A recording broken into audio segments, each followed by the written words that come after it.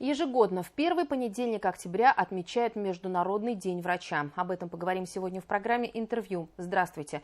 Я представляю гостя в студии Динара Кулова, заместитель главного врача по организационно-методической помощи Республиканской клинической больницы имени Куватова, кандидат медицинских наук. Динара Тагирьяновна, здравствуйте. Добрый день. Мы вас поздравляем, естественно, с этим праздником, Международный день врача. Хотя, если честно, этот праздник, я бы не сказала, что он на слуху. Мы как-то привыкли, что есть День медика, да, летом отмечается. А вот Международный день врача, конечно, не впервые слышим, но он, может быть, не так популярен. Но насколько он близок именно российской медицине? Я думаю, что этот праздник не только близок, но и необходим вообще всему медицинскому сообществу.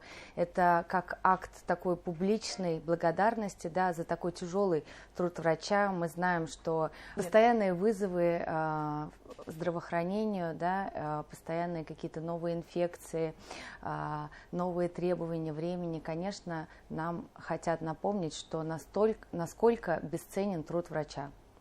Вот вы говорите о том, что действительно есть новые вызовы, да, мы вроде бы не успели оправиться от ковида, и появляются без конца его новые штаммы, которым постоянно нужно искать подход, да, как его вылечить и так далее.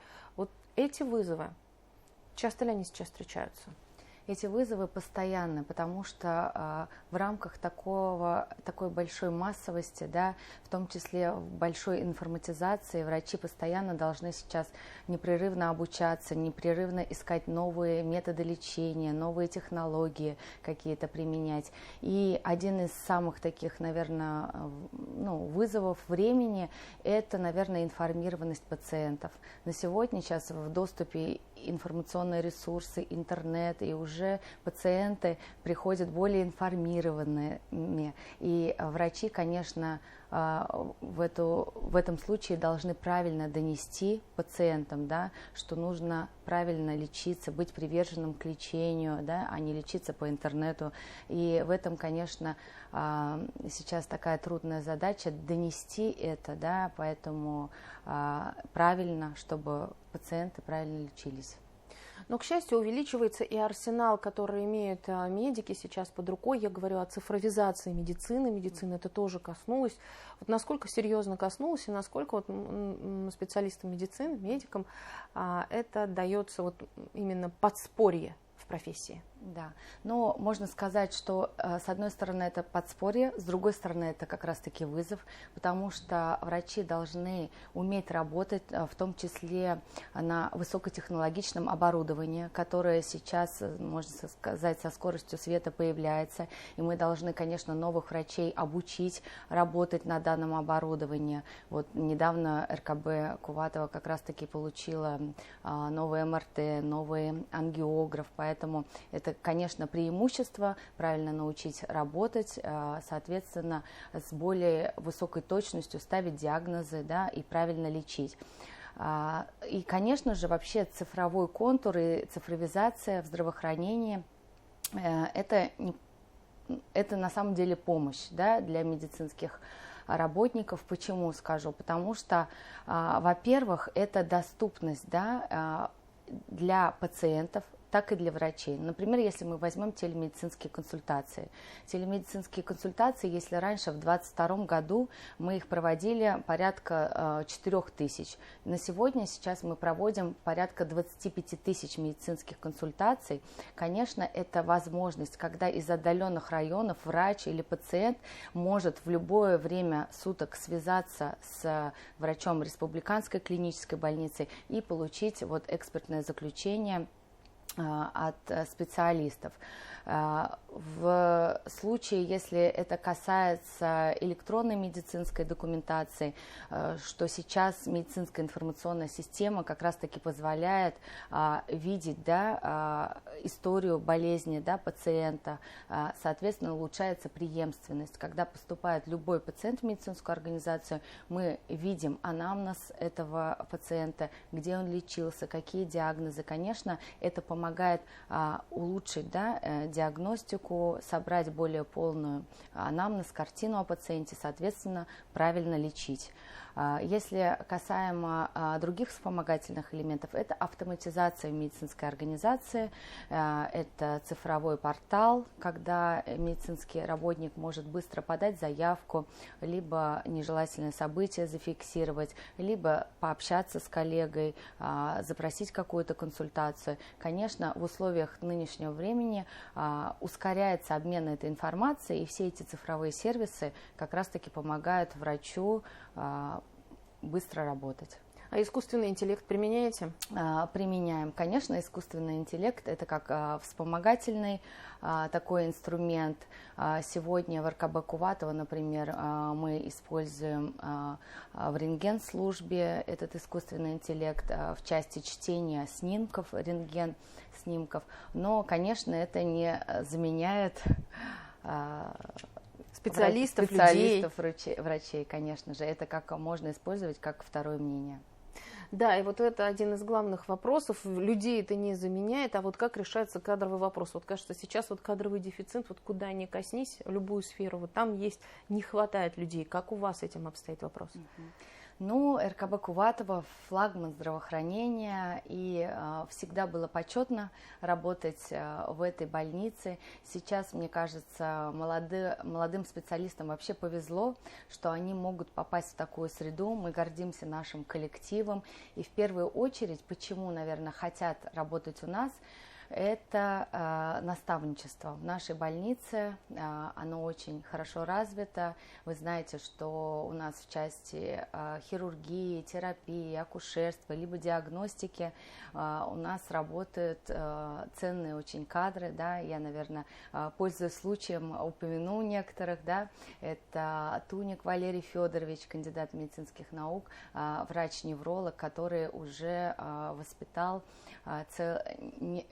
можно сказать, несколько поколений врачей-неврологов, да, которые прошли его школу.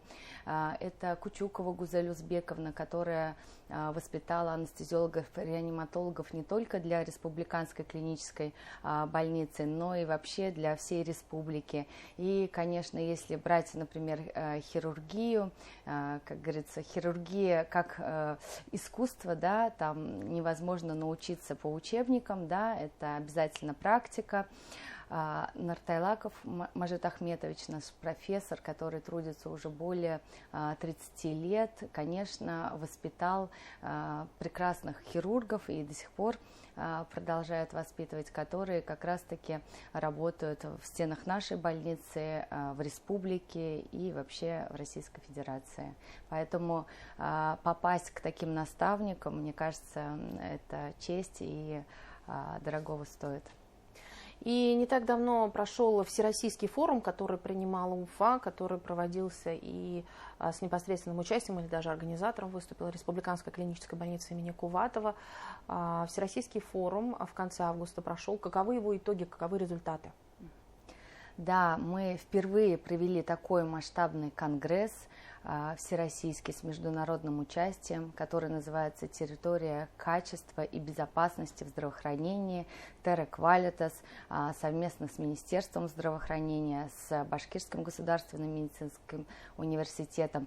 Уникальность в том, что эта площадка собрала ведущих экспертов в области качества, да, в области управления качеством и безопасностью медицинской деятельности.